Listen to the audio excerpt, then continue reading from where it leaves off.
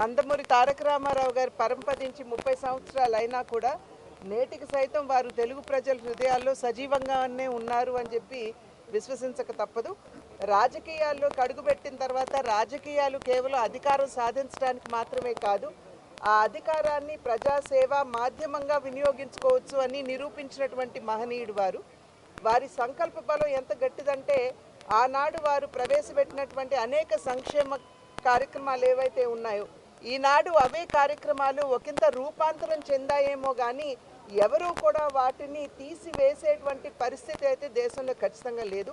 ఇది వారి సంకల్పానికి మరియు ప్రజల పట్ల వారికి ఉన్నటువంటి అంకిత భావానికి నిదర్శనంగా మనం భావించాలి. ఆయనకు అండగా ఉన్న మహిళలకు ఆర్థిక స్వాతంత్రాన్ని ఇచ్చిన అన్న ఆయన ఎన్టీ రామారావు. ఇవాళ అలాగే ఇంకెన్నెన్నో శాశ్వతమైన అంటే కిలో బియ్యం 2 రూపాయలు కావచ్చు, లేకపోతే పక్కా ఇళ్ళు కావచ్చు, కాంక్రీట్ ఇళ్ళు కట్టించిన నిరుపేదలకి, అలాగే ఈ చేనేత కార్మికులు వాళ్ళకి ఉపాధి కల్పిస్తూ మరికి చేనేత వస్త్రాలు సగం ధరకి ఒక చీర దోవతి, అలాగే మొట్టమొదటిసారి మన దేశంలో ఈ యొక్క ఏదైతే ఈ 30 రూపాయల పెన్షన్ వృద్ధులతో మొదలుపెట్టింది అన్నారు ఎన్టీ రామారావు గారు. అలాగే మహిళలకు ఆస్తులు తండ్రి ఆస్తులు సమానానికి తెలిమి, లేకపోతే వాళ్ళకు విశ్వవిద్యాలయం అయితేనేమి, తిరుపతిలో పద్మావతి విశ్వవిద్యాలయం అయితేనేమి, అలాగే మాండల అంతవరకు ఉన్న ఈ యొక్క ఏదైతే పై అధికారుల యొక్క నిర్లక్ష్యం వల్ల వాళ్ళ పైన ఉన్న ఒత్తిడి వల్ల ఏదైతే సామాన్య ప్రజలు ఇబ్బందులు పడుతున్నారో వాళ్ళందరికీ ఆనాడు ఉన్న ఈ యొక్క తాలూకాలని రద్దు చేసి ఆనాడు ఈ యొక్క మండల వ్యవస్థను తీసుకొచ్చిన మహానుభావుడు నందమూరి తారక రామారావు. అంటే ప్రజల వద్దకు పాలన తీసుకొచ్చిన మహానుభావుడు. అలాగే అభినవ భగీరథ ఆనాడు తెలుగు గంగ, అలాగే ఈ యొక్క ఏదైతే ఆంధ్ర నివాస్ సవంతి ఉందో, లేకపోతే గాలేరు నగరి ఉందో, ఇవన్నీ కూడా ఆయన మానసిక పుత్రికలు. అలాంటివి ఎన్నో రచనలు చేసి ముందు చూపుతో రాష్ట్రం అవిభక్త ఆంధ్ర రాష్ట్రాన్ని ఎంతో అభివృద్ధి చేసి ముందుకు తీసుకెళ్ళిన మహానుభావుడు. అంతవరకు తమిళులుగా పిలువబడ్డ మనల్ని మనం తెలుగు వాళ్ళం, మన తెలుగు జాతి అనే ఒక గుర్తింపు తీసుకొచ్చిన మహానుభావుడు నందమూరి తారక రామారావు. అలాగే ఇప్పుడు ఆయన్ని స్ఫూర్తిగా తీసుకుని ఇక ముందు ఇంకా ఎంతో ప్రజల అభివృద్ధి కోసం, అభ్యున్నతి కోసం ప్రతి ఒక్క కార్యకర్త నడుం బిగించాలని కోరుకుంటూ ఆయన అంటే ఈ భూమి మీద అందరూ పుడతారు గిడతారు కానీ అందరు మహానుభావులు కాలేరని ఆయన మరి ఎప్పటికీ నిన్నాను సూర్యచంద్రులు ఉన్నంత వరకు కూడా గుర్తుండిపోతారు. అందుకే ఆయన నిరంతర ప్రజల గుండెల్లో నిత్య యవ్వన నిత్యాభిమాన భూషణుడయ్యాడు.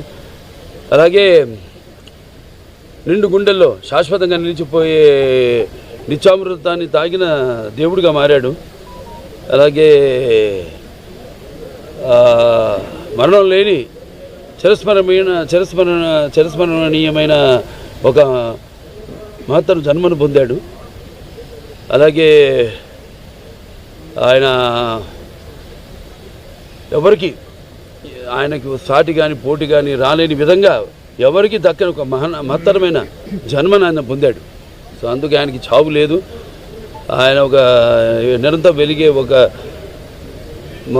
మహనీయ భగవద్గీత లాంటి జన్మ నందమూరి తారక రామారావు గారు. ఈ సందర్భంగా మళ్ళీ ఒకసారి ఆయన